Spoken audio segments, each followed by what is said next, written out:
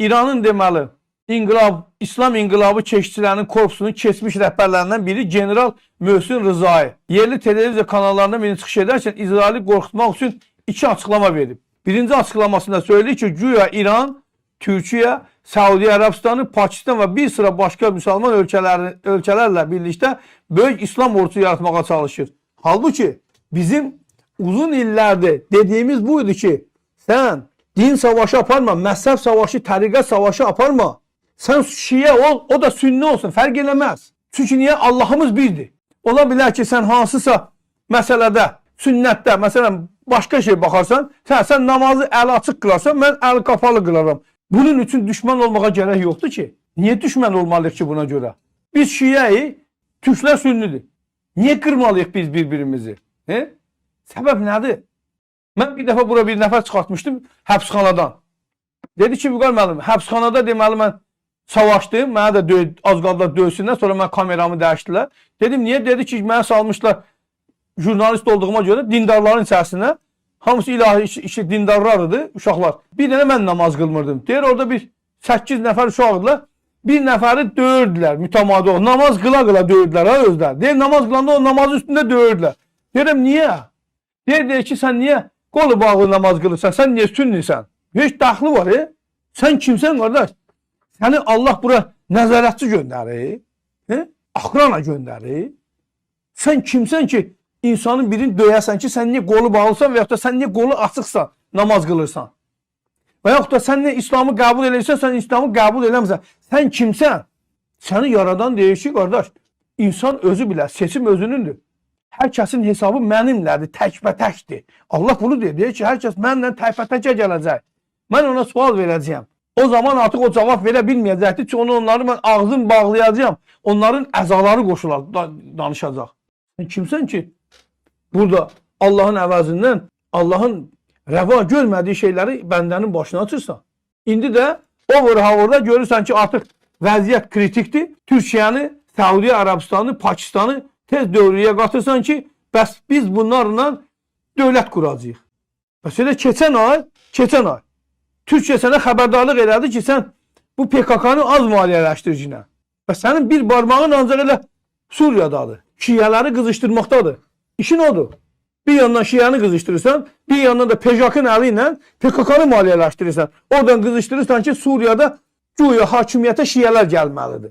Elə edirsən ki, güya sən özün elə hakimiyyətdə olur, elə bir gözəl model yaradırsan, dövlət qurursan ki, Suriyadakı Şiələr də hakimiyyətə gələn kimin, mən də Şiəyimi, gələn kimin hər şey bomba kimi olacaq. Heç nə də olmayacaq. Çünki sən göstərirsən faktik olaq burada. İsrailin məqsədi bəllidir.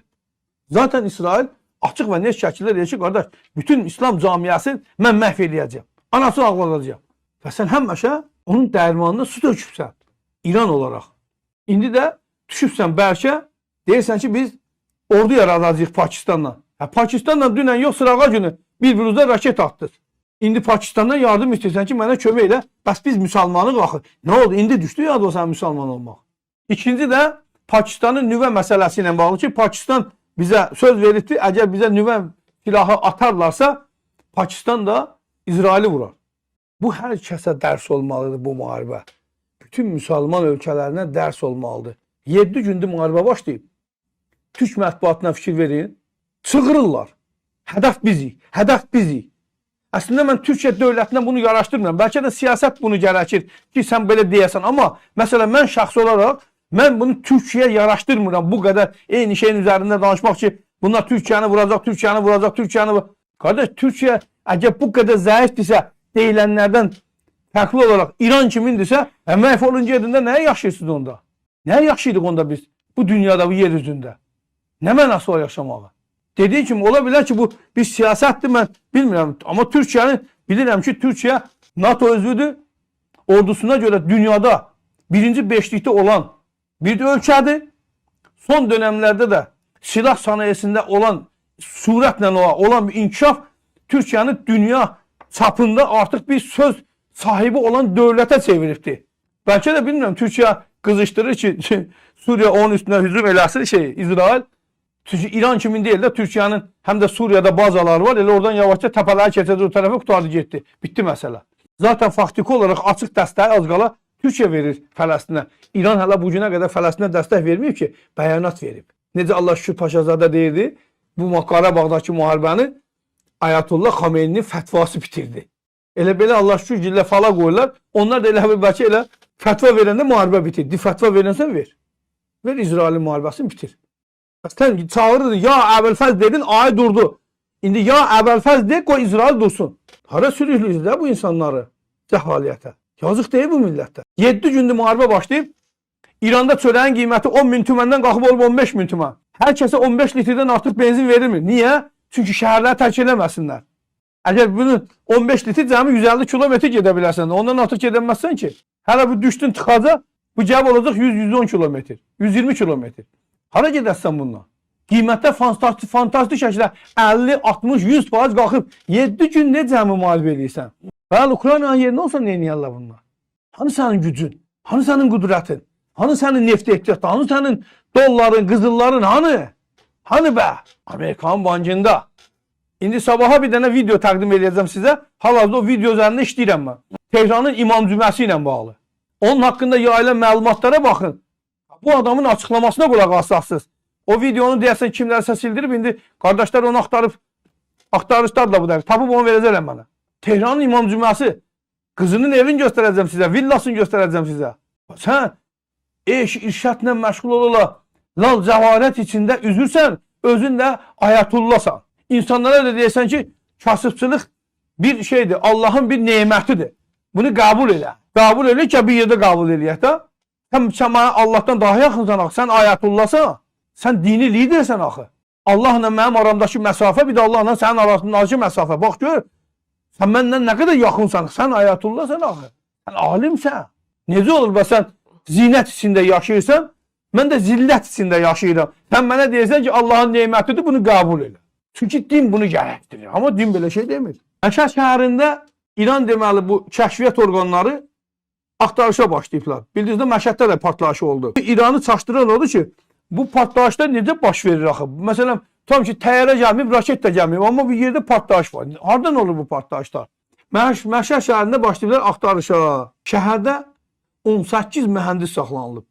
18 mühəndis. Hava mühəndisi.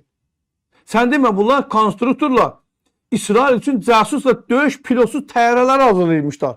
İsfahanda tapdılar, Təbrizdə tapdılar, Məşhəddə tapdılar, Tehranda tapdılar. Qardaş, İranın hər yerində dron sexləri var. Özdə sexi cəhənnəmi, zavod deyil bu.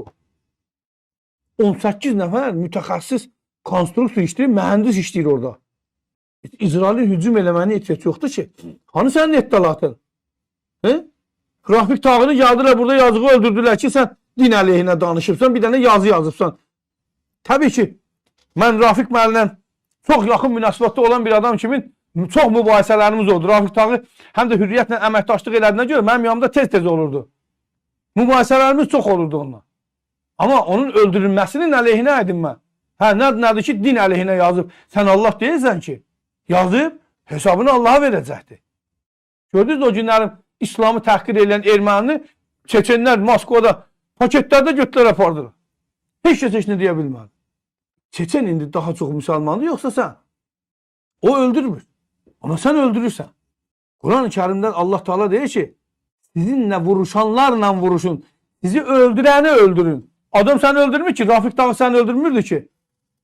Ya Fazil Qəzənfəroğlu'nu güllələdilər burada. Niyə güllələdir? Və yaxud da Gəncənin icra başçısını güllələdilər.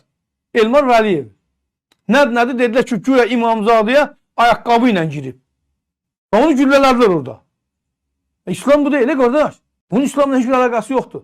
Sən bir get içindəkinə bax. 18 mütəxəssis Məşhad şəhərində tapılan hələ bir dənə fabrikdir. İstehsal edib, cübbacırıb gedir. Dron buraxırlar.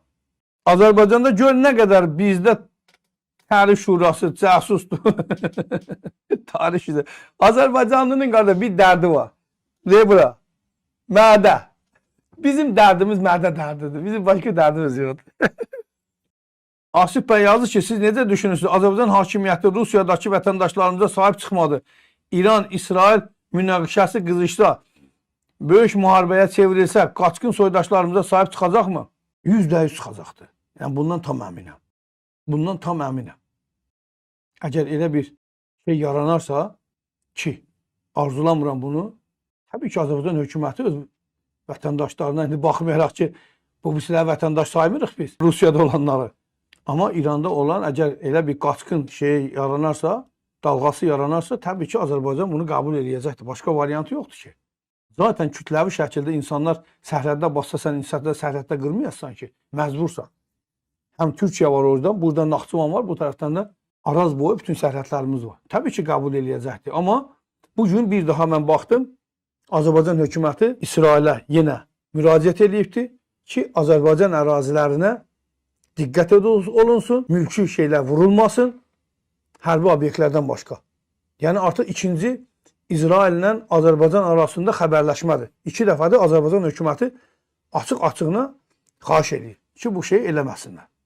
Və onlar da mənə necə nəzərə alınacaq bunlar. Bunların hamısına mütləq nəzərə alınacaqdır. Nəzərə alınmaması mümkün deyil. Vüqar bəy, İran müsəlmandır, donuz yemir. Amma haramı donuz kimi yeyir. Bunu Fikking yazır. Və özdə mən indi burada bir şey deyim, İranlılarla müəyyən o əlaqəmiz olan bizim soydaşlarımızla var əlaqələrimiz.